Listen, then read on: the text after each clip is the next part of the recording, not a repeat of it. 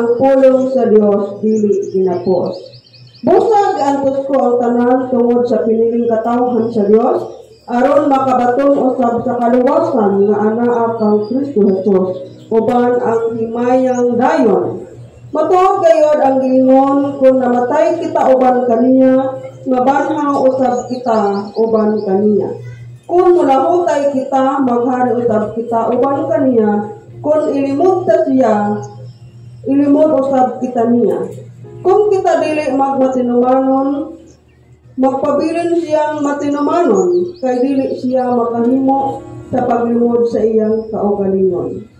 Pahinumdumi ini ang katawhan o pahimangnuig sila atubangan sa Dios sa dili pagpakiglantugi bahin sa mga pulong, kay dili kini makaayo kung dili makadaot lamang sa namati. Okay? Una nga giingon magdudula.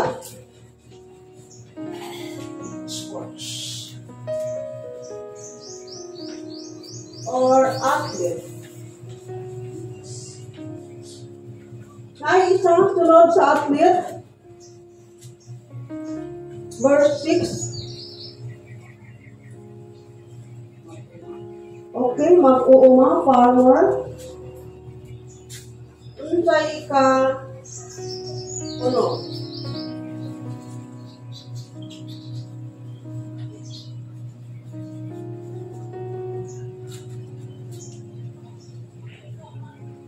Ang ikaulong verse 11 to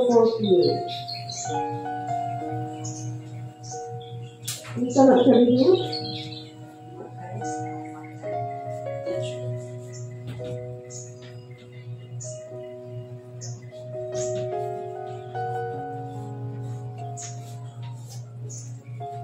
Ang ikaulong picture, magtutulo.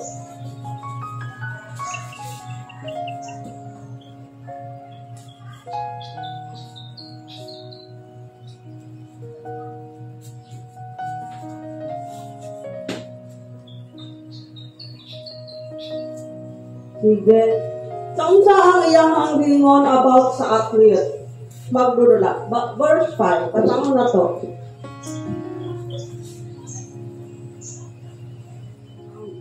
Ang usa-usap kang magdudula ang apil sa iba. Kami kampiyan dili masukay sa mga langga. Okay?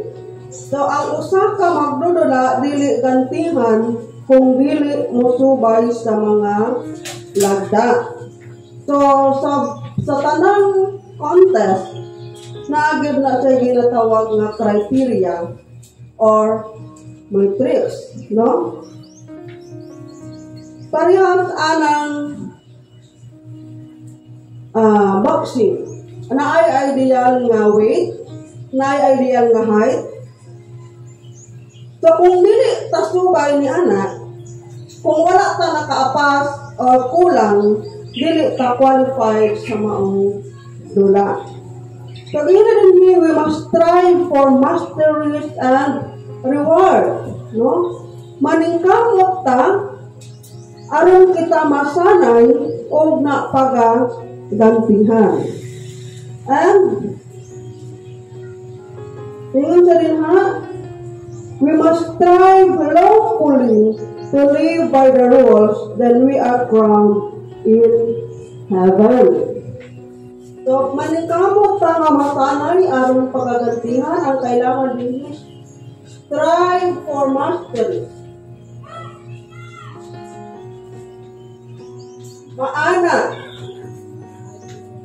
Then, we will be rewarded.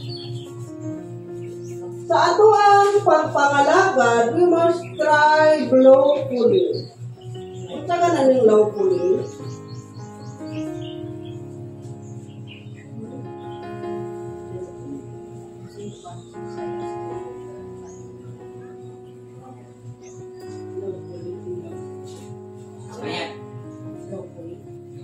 Lawfully. Kung saan meaning sa lawfully?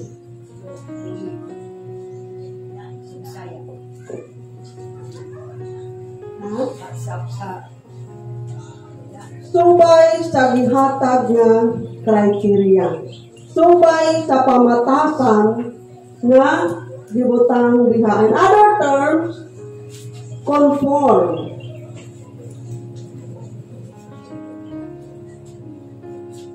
Lawfully conform.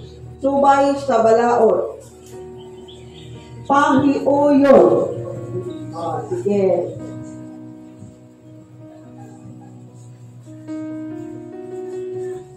So, isip, Kristohanon, kita o sa kamagdudula, paningkamutan nato nga kita mahiuyon sa pamatasan sa usa ka Kristohanon. Kaya kung dili ta mahiuyon, dili ta pagagantihan. Ang ganti mga igsoon, dili lang unya sa ulahing mga adlaw. Dili lang sa kanang life after death. No? Sa karon pa lang, makadawat na taog mga reward. Unsa man ang mga possible reward nga madawat nato samtang nata sa kalibutan? Kalinaw, perfect. Sa pagyon. Kalipay, perfect. Unsa man? Kusog, perfect. Kadasig. Diba? Daghan, kadasig. Kaya kung wala ta na o mga basta natingala ta ba nga naman oy. Nagsimba man ko. Pero nga naman marag na pa man gihapon ko lang. Marag feeling na ko dili ko qualified. Feeling na ko wala ko gi-bless ni Lord. Tingani wala ta nito man sa criteria. Dili ta qualified sa criteria aron mahimo tang athlete. O mao na yung reason nga wala ta nakadawat o pahalipay or ganti. So we must strive lawfully aron kita we will be crowned in heaven. Dili ta matanggal sa listahan. Okay, number 3. Farmer, pag-uuma, basahon na to ang... Okay, before na mabasa. Unsa man di ay ang kinaiya sa usa ka mag-uuma? Good morning. Dapat tugihan. Unsa ang kinaiya sa usa ka mag-uuma? Tugihan. Tugihan. Ito pa? Pinahutay. Wala mo tayo. So, unsa may tabo kung ang usa ka mag-uuma dili tugihan? Anong pag-uman niyang tanong, Dito sa harvest kay makunang ilaga. so, ang pag mag-uuma ka, tapos, kanang murag ka isa lang ba? Gagmay. Kumbaga sa una lang, sa primero lang, pag-abot na tunga-tunga, nawatan na kagkusog, nawatan ka gana, ang katungay mong gitanong, ang sa may tabo? Video.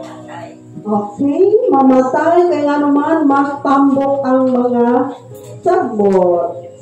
Kaysa imuhang gitanong, kay wala man, giatiman. So, sa verse 6 to 7, basa ko na to. 2 Timothy chapter 2, verse 6 down to 7.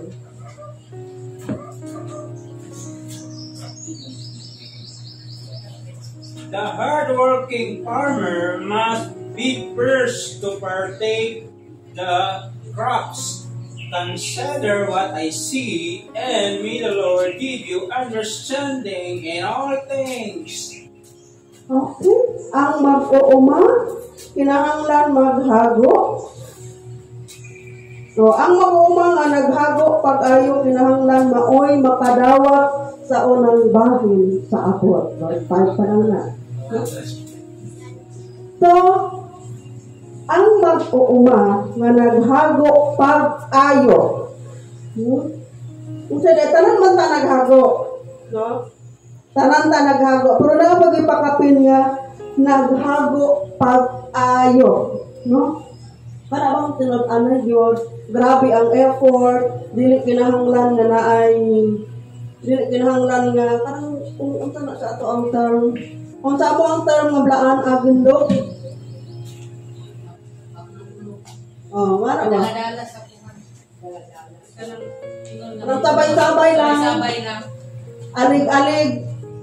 Oh, yan na. No? Para inon bilong. Pero katong tinumatinod-anon nga nag-labor God, no? We must labor hard to sow.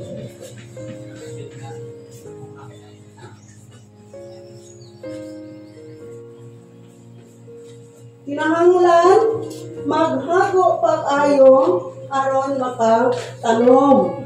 Kaya sa pagtanom pa lang raan, ano sa process sa pagtanom? Siyempre, maglampas pa tanong kay mano-mano man ta. Maglampas. O kanang mangguna, limpyuhan sa tong area bago magtanom. After sa tanom, bukuan na. At mano ng tanong, mangguna, abonuhan, kung may abono, na hangtod nga makaharvest. So, katong nagpalahutay, katong nagwako pag-ayon, sa gingon, siya ang makadawat sa unang, the first harvest. Di ba ang first harvest, kaya mo na sa pinakanindot nga bunga, mo na sa baga mo na sa ang best product sa tanong. Kaya mga sunod ato nga batch, medyo ko na to, gagmay na, reject na. Manindot mo? So, ang maghago pag-ayo mao'y makadawat sa unang agor. Yeah? Okay na tadi ha? We must labor hard to sow, then we will enjoy reaping the fruits. No? Siyempre, kitang mag-enjoy kaya kitang nagtanong. No?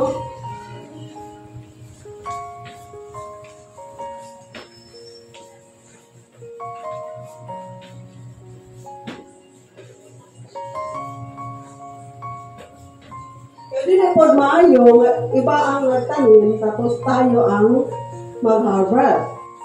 Pwede man tama ka share, pero lahat ang talipay kung ikaw ang nagtanong.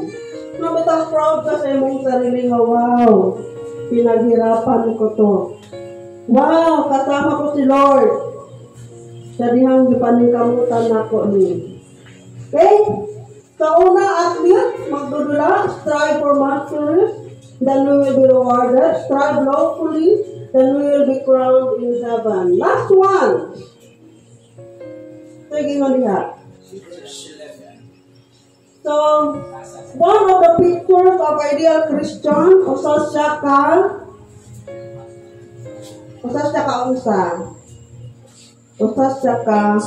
picture. Okay? 11. This is a faithful saying, for we die with him, we shall live with him. If we endure, we shall be reigned with him. If we deny him, he also will deny us. If we are faithless, he remains faithful. He cannot deny himself. Remind them of these things, charging them before the Lord not to strive about words, to no profit, to ruin all the hearers. Okay? Sige. So, picture. Paano ba magiging picture ang isang ideal Christian? Kailangan ba magtindog dari tanan sa unahan para magiging picture? Kailangan bang nga dito para magiging picture? Nga naman na. Nga naman tayo magkasilig. Namun tayo kumain na.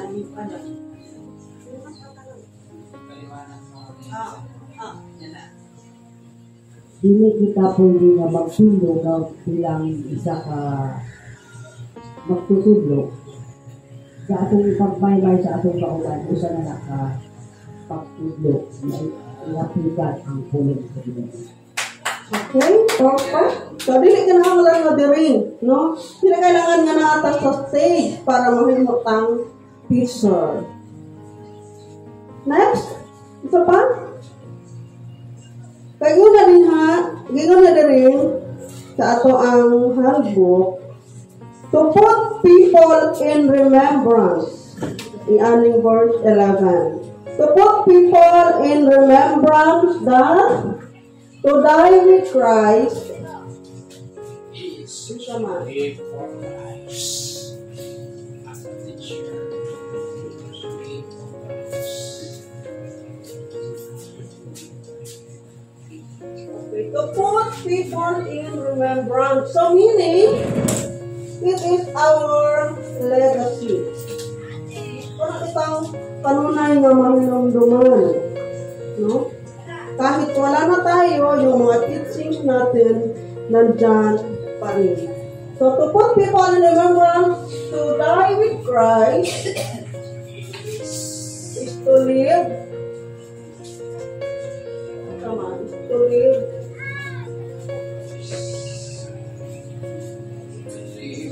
With Him. No? Kung mamatay ka kauban ni Kristo, ang sama daw. Kung mamatay kita uban kaniya, mabanhaw usab kita uban kaniya.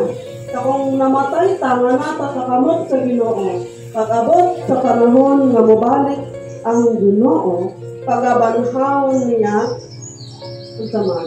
Uban ta? Tay-tay tang moban? Pagkauban kita, kung mag-alagad, kung hindi ka Kung tama to na, kung nag-alagad ka, nagmatinud-anon ka. Pero pag una-una tag-uban, Dili. Hindi mo na dito. Stop.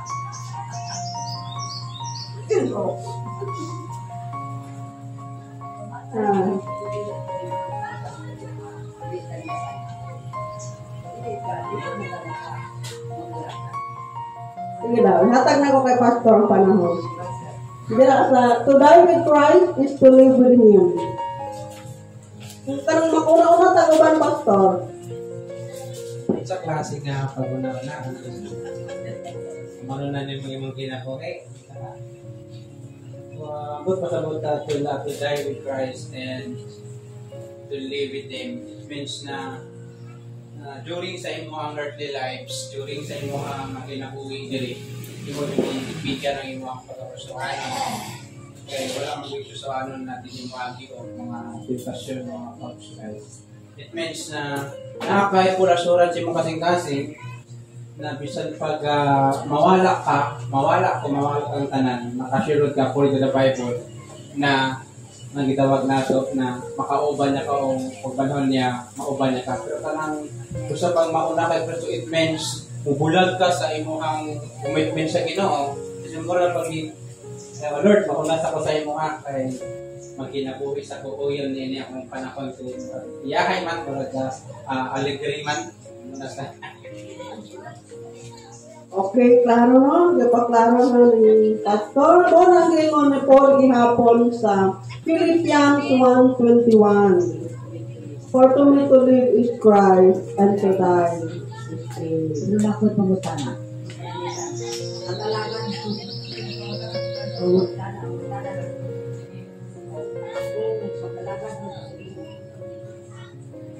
niya, muna ko mamatay. Alagad man niya. Makauban ka sa Ginoo. Alagad ka sa Ginoo. Tapos, Muna ko mamatay. ano magudsanay? Ang ginamin mga nato nga maguna-una. Kana kita ang mag-decide. Kita ang mag-decide nga mamatay ta karon. Pero kung panahon na nga kuhaon ka sa Ginoo, imo na tong, kung maka-time mo na yun. Oo. Imo na lang, kung dito na kutob ang imuhang timeline. Pero parang kita ang magbuot ba? Nga Lord, dali lang doon ko kutob. Anak, dili ta kabalaon sa ang sunod, anak. Kaya ginamit mong gulani, nakalahutay ta. Nakalahutay ta. So nakalahutay ka na, time na to ni mo, dito na lang kakutob. Pagbuot sa Ginoo nga, kuhaon ka niya anang orasan. So, wala siya. No? To die with Christ is to live with Him. Ama ba ko to ba? Ang importante mong God, as a Christian, nakaka-knowledge sa Bible. Kaya yawa mong God, every time ginapaduduan niya ka, for example, na-equip missionary sa China, na nagawali siya, then nakaprint siya o atheist, naging na siya na walay Diyos.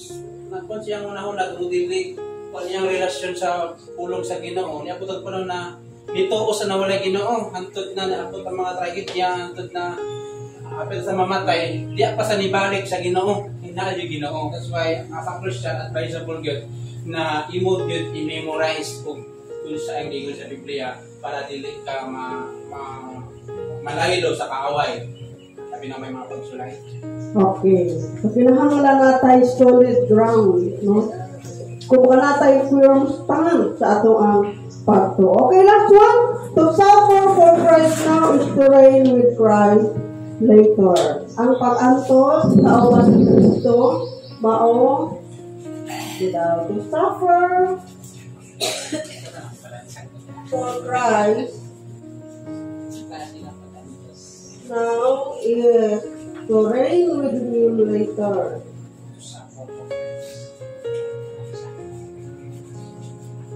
Verse 12.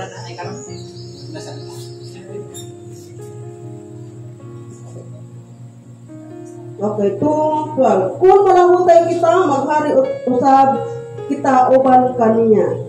Kung ilimod ta siya, ilimod usab kita niya. So, nga naman yun, dili mawala ang suffering. Nga naman yun. Bakit? Bakit hindi nawawala yung suffering?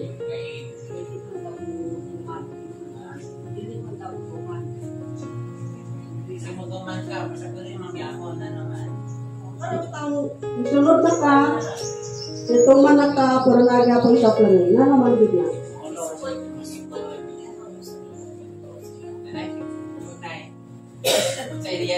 Sige na. Manaka na yung mic. Sa tuloy kayo. Para siya. Sige, sa ako. O, sige mo nga.